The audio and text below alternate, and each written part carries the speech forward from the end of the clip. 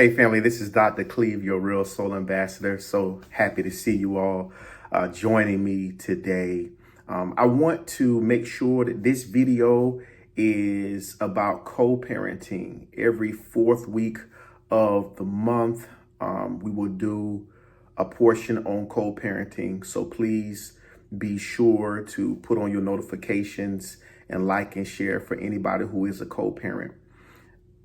There are millions of single parent households or co-parenting households in the country. So if this is not applied to you, you know somebody who knows somebody who knows somebody who needs this information. In my work as a licensed counselor, I work with a lot of single parents who have various issues when it comes to their co-parenting. Every now and again, it's probably about 50-50. I'll meet co-parents who say, everything is great, we're doing well. But even for many of those relationships that are doing well, there's always improvements or awareness that has to happen in order to keep the relationships going. For the rest of the people, folk are really struggling.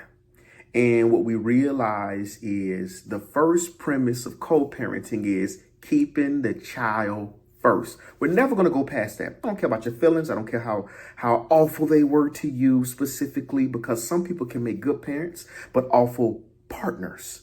I'll repeat it again. Some people can make good parents, but awful partners. And sometimes, because our feelings are invested, those things don't make sense to the human mind. They clash. But truth of the matter is, we have some amazing, outstanding parents. And for some reason or the other, they were not very good partners. Okay? Which is a whole nother conversation and takes a different level of emotional intelligence. All right. So I'm going to each week be reading and giving some guidance from Dr. Cleve's Co-Parenting Quick Guide. If you check out the link in the bio, you can go and download it now. It is a small booklet that I created that is just some points to think about as you're learning to co-parent. All right. So here's part one. Establishing a child-centered approach. All it says is keeping your child's best interests at the heart of all decisions. The first thing is prioritize emotional safety and consistency for the child.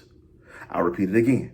Prioritizing emotional safety and consistency for the child. What does that mean, prioritizing emotional safety and consistency for the child? Well, first and foremost, if we're not emotionally safe people, if we're not consistent people in the first place as parents, then it'll be really difficult in order to establish this, but it can be done. How can it be done? Well, two ways. One, I believe if you're struggling with co-parenting, then you need to have a therapist, or you need to have a very objective, trusted party that you can talk to and express yourself to. If you're working inside your brain and you're making all the decisions from only your vantage point, and you know that emotionally you are not always the safest or the healthiest, and you're not the most consistent person, that means that we got to get out of our brains and talk to a trusted person in order to help us through things. Hear what I'm saying? And what that takes is a lot of maturity and honesty on your behalf to say, you know what? I struggle myself. So I got to talk to somebody about this co-parenting thing, because if I'm struggling myself, how am I going to be able to work it out with a whole nother human being that has their own set of problems? And so my encouragement to you is, one, make sure you have some help for yourself. Okay. Number two, make sure that your child has a therapist or a mentor, someone who can give them the emotional safety and consistency that they need. Children are never too young to learn emotional intelligence, to be able to express their feelings in a healthy manner. Children emulate. So if children have been seeing you act out, lash out, yell and scream at their parent, things that matter, you'll be surprised the impact that has on the child. So my advice to you is this. It's very clear when it comes to emotional safety and when it comes to consistency. I want you to make sure you keep the child first and say to yourself, even during the times when I want to lash out, even during the times when I have something that I do want to say because I don't feel like I'm being done right or my feelings are hurt at the moment, I'm going to make sure that the child is not exposed to that. I'm going to make sure that I continue to show up the same way each time, which is healthy as I possibly can to the best of my ability. And then number two, I want you to go try to speak to someone professionally. If you can't speak to someone professionally, then I want you to get into a support group. There's a million of them online. Listen to me. And I want to be clear about something. I have no problem with Facebook or social media groups that deal with single fathers, single mothers, co-parenting. But I want to be clear about something. I want you to try to avoid the ones that are, the purpose is to sit in there and vent only. You got to have someone to vent to. Hear me very clearly. But if it's venting only, we ain't helping nobody. We're perpetuating frustration. Once again, if you're a part of support groups that are about venting only, it's not helping you.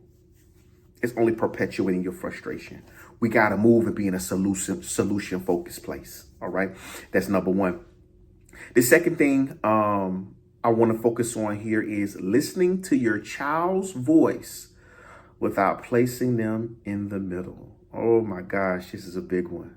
What does this actually mean? Listening to my child's voice without putting them in the middle. Well, of course, when we're trying to seek favor with our children, when we're trying to make sure somebody understands our point because our child's father or our child's mother is acting crazy today. All right. So we may feel, because it's all subjective. Then, of course, we'll say things to children that they probably don't need to hear. That's a big one. We'll probably say things to children that they don't need to be involved in. We need to keep children neutral. We need to keep. I got a close friend, and him and his child's mother have never been in a good place. And his daughter is now 21.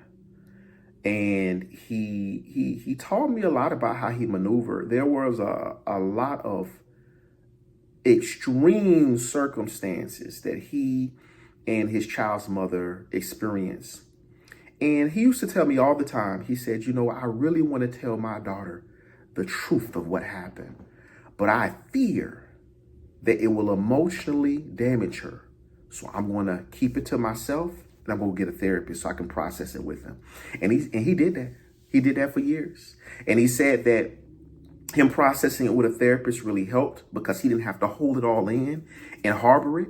And two, he said, but what I will do is if she ever asks me when she becomes an adult, then I'll share because it'll be her adult right to know or not know. But in her formative years, I know for sure that I don't want to take the gamble on her emotions. That's a child-centered approach. Because sometimes we feel as if the child gets on our side, if the child understands where we're coming from, it'll make us feel better. It's not a child-centered approach. It's about you. It's not about the child. And so my encouragement to you is let's put the child first. You'll hear that on every co-parenting video that I do. Let's put the child first. Most importantly, I want you to stop for a moment, like, and subscribe. Please share if this is helpful. I'm going to have some live AMAs where you can ask me anything if you're working through situations where it comes to you trying to co-parent. So please look out for those. Please go to the website, RobinsonHPH.com, and follow me on all platforms at Real Soul Ambassador or Dr. Cleveland Robinson. I can be found either way. But thank you so much for joining me. This is my video on co-parenting. Download the co-parenting quick guide. It's free. Right there, the link in the bio. I'll talk soon. Be kind to each other. Be kind to yourself. God bless you.